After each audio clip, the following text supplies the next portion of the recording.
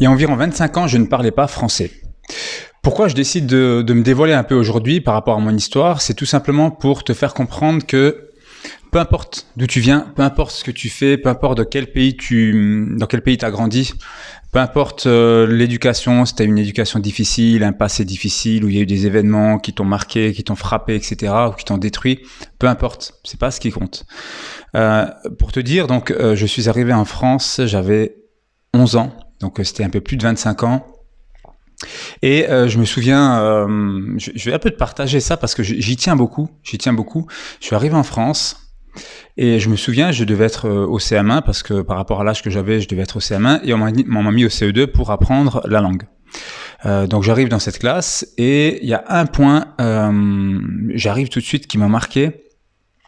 C'est la différence au niveau vestimentaire, des affaires d'école, etc. Ici, tout le monde avait des habits de marque. Et je me souviens que j'avais pas d'habits de marque. Forcément, on est arrivé en France, on avait rien. On avait un appartement, on n'avait pas de canapé. Je me souviens, il y avait une couverture à la place du canapé, orange. Mais bon, on passait des super moments. Franchement, c'était génial parce qu'on n'avait rien. Et je pense que ça fait partie des plaisirs de la vie de savourer le rien pour bien démarrer ta carrière. En tout cas, ta vie en général. Et je me souviens, je suis arrivé à l'école, au CE2, et le professeur, à l'époque, il s'appelait Monsieur Knoll, je me souviens. Il me dit, est-ce que tu peux écrire le mot chien? Alors que moi, j'arrive, franchement, j'avais du mal à comprendre déjà, mais bon, j'avais quand même au bout d'un moment compris ce qu'il voulait me dire, et je l'épelle et je lui dis SCIENE, quelque chose comme ça. Et là, tout le monde commence à rire. Et j'ai pas compris parce que, enfin, j'ai compris que c'était faux ce que je disais, mais je me suis senti tellement mal à l'aise ce jour-là que je me suis dit, il faut absolument que j'apprenne la langue rapidement. Et c'est ce que j'ai fait. Et ma plus grande victoire, c'est à la fin de l'année, il y avait les bulletins. À l'époque, c'était un classement, premier, deuxième, troisième, quatrième, etc. Et je me souviens, en un an, tout ce que j'ai abattu comme apprentissage, parce que j'avais tellement eu honte de ce moment-là, que le professeur, au mois de juin, me dit bravo au nouveau qui est venu d'Italie, il termine 3e de la classe. Et ça, c'était une grande victoire pour moi. Et c'est là où j'ai compris que si on veut vraiment aller en haut, il faut absolument galérer en bas.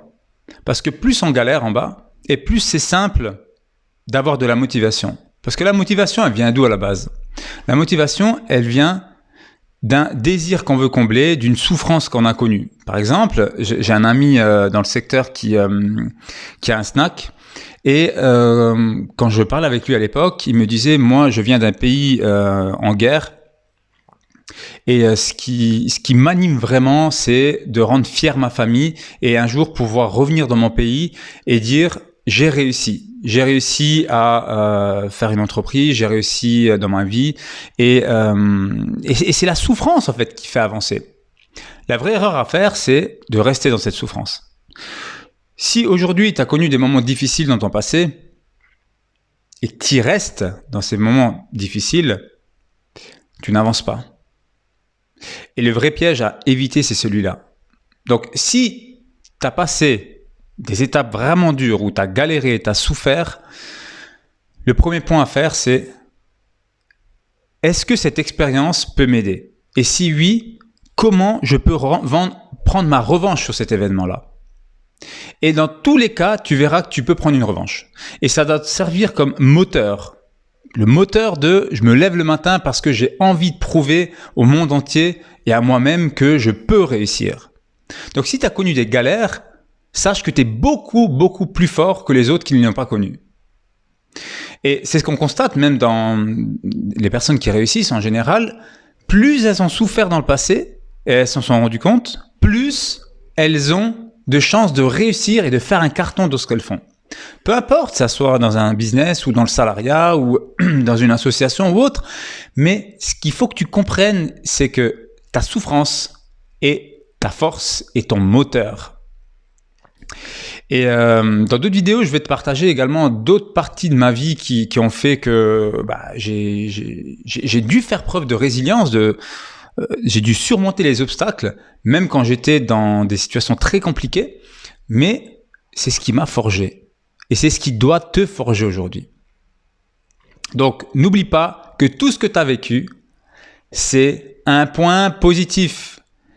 Et seules les personnes qui restent bloquées dans ces événements-là se détruisent. Donc, c'est à toi de choisir où tu actives le moteur, où tu restes dans ta situation.